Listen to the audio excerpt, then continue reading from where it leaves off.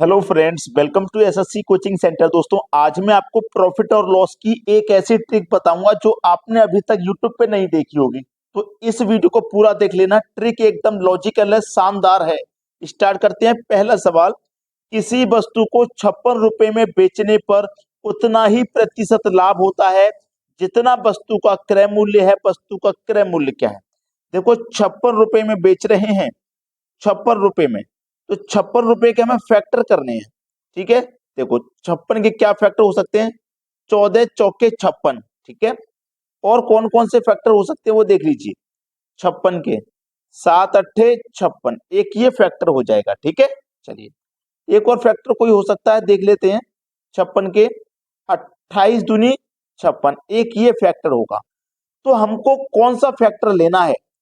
जिस फैक्टर का अंतर हमारा 10 आएगा वो फैक्टर लेना है। इन फैक्टर की जरूरत नहीं है क्योंकि इनका अंतर 10 नहीं है। ठीक है, क्लियर होगी ना बात? जिस फैक्टर का अंतर 10 आएगा वो फैक्टर लेना है। ले लिया ना? अब देखो फैक्टर में, देखो कौन सी संख्या छोटी है? 4 छोटा है ना? 4 के आगे 0 लगा दो, यही आंसर है 40।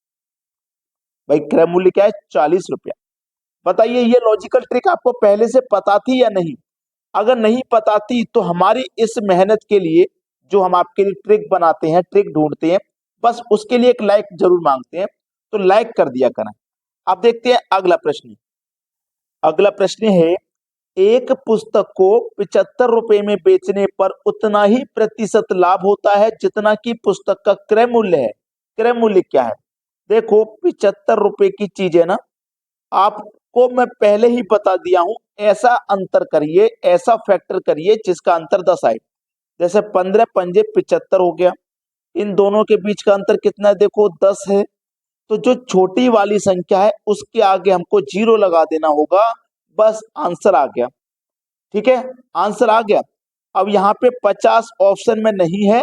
हो सकता है ऑप्शन को लिखने में गलती हो गई है। ठीक है, यहाँ पे ये 58 नहीं होगा, ये गलती से मुझे लगा 8 हो गया, 50 होगा। ऑप्शन को लिखने में गलती हुई है दोस्तों। तरीका यही है, ट्रिक भी यही है, आंसर भी यही है, 50। ठीक है, चलिए अब देखते हैं अगला सवाल।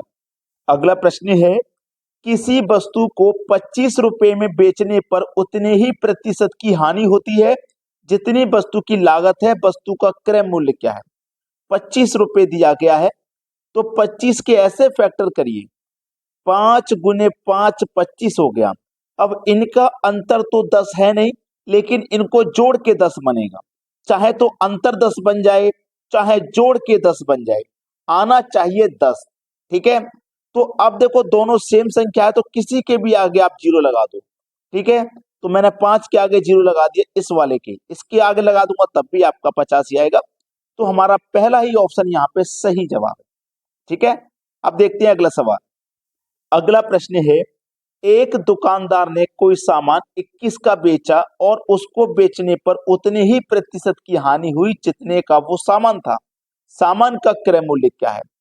21 रुपए में बेचा है ना, तो 21 का फैक्टर करो। ऐसा फैक्टर करो जिनका अंतर 10 आ जाए या जोड़ के 10 आ जाए। तो देखो, अगर मैं 7 तिया करूंगा 21 हो जाएगा इनका फैक्टर। तो इनको जोड़ने से 7 और 3 कितना बनेगा? 10 बनेगा। 7 और 3 कितना बनेगा भैया? 10 बनेगा। अब यहाँ पे समझना है थोड़ा सा, इसको समझिए। अभी तक हम जो प्रश्न देख रहे थे, ठीक है, और अब जो हम प्रश्न देख रहे हैं दोनों में अंतर है। अभी तक हमने जो प्रश्न देख रहे थे उसमें लाभ हो रहा था, यहाँ पे हानि हो रही है। ठीक है, जब हानि होगी याद रखना, जब हानि होगी तो फैक्टर की बड़ी संख्या के बाद 0 लगाएंगे। ठीक है, 70 है, डी ऑप्शन सही है।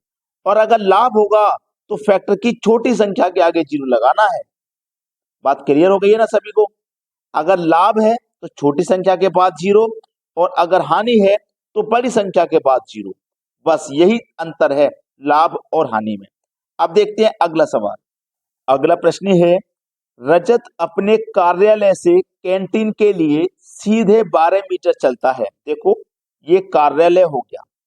ठीक है, सीधे यहां से 12 मीटर चलता है, 12 मीटर चलता है। फिर बाएं मुड़ता है। बाएं का मतलब है लेफ्ट होता है।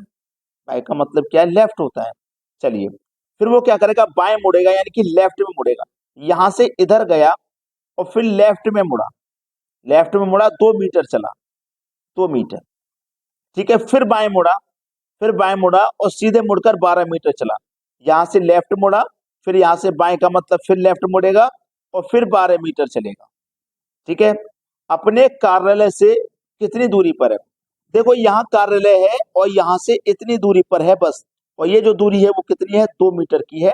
तो वो अपने कार्यालय से केवल 2 मीटर की दूरी पर है। डी ऑप्शन हो जाएगा सवाल का सही जवाब। बात क्लियर हो गई ना सभी को? तो यहां तक अगर आपने पूरा वीडियो देख लिया है और अभी तक लाइक नहीं किया तो सभी बच्चे वीडियो को लाइक करें और शेयर भी करें। ठीक है दोस्तों, धन्यवाद।